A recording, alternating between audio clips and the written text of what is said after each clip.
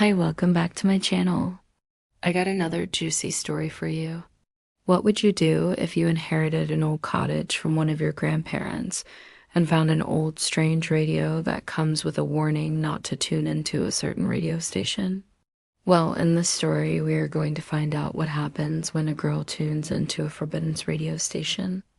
I call this story number station. So lock your doors, close the blinds, dim the lights, sit back, relax, enjoy the story, and here we go. When Julia's grandfather passed away, she inherited his old cottage deep in the Vermont woods. It was a modest place, stone chimney, wood stove, creaky floors, but peaceful, untouched by time. The kind of house where even the silence felt heavier. While cleaning out the attic one afternoon, she discovered a strange radio tucked under a tarp. It wasn't your average FM/AM, it was military grade, heavy, and cold to the touch, even though the attic was sweltering.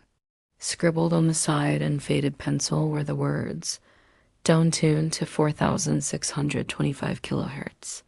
Ever." Julia laughed. Of course she turned it on, static, then a long tone. Then a voice. Female, robotic, unnatural. 4716 Violet 925. Echo. The numbers and words repeated in an endless cycle, occasionally changing. Every evening at exactly 9:46 p.m., the transmission would begin, whether the radio was on or not. Julia would wake to the voice, crackling through the speakers she hadn't touched. She tried unplugging it, removing the batteries. The voice persisted. One night, desperate for answers, she wrote down the numbers. Typed them into Google. Nothing. But when she searched 4,716 Violet 925 Echo on an old military message board, she got a cryptic reply. "You shouldn't be hearing that. You've been marked. Leave the cottage." She tried to ignore it. But then the lights began to flicker in Morse code patterns. Scratches appeared on the inside of her bedroom door, perfectly spaced vertical slashes. Her phone camera would glitch, capturing blurred images of shadowy figures behind her, even when she was alone. Then came the dreams.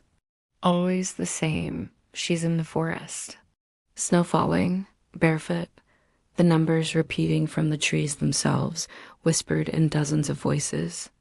A black tower looms in the distance, and every time she takes a step toward it, she wakes up with cold, wet feet and a number scratched into her skin. The final straw came when she received a voicemail from her own number. "You tuned in.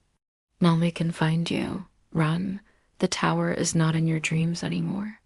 She fled the next morning.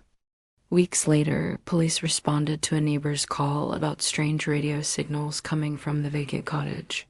They found the old radio still on, broadcasting new numbers. 317.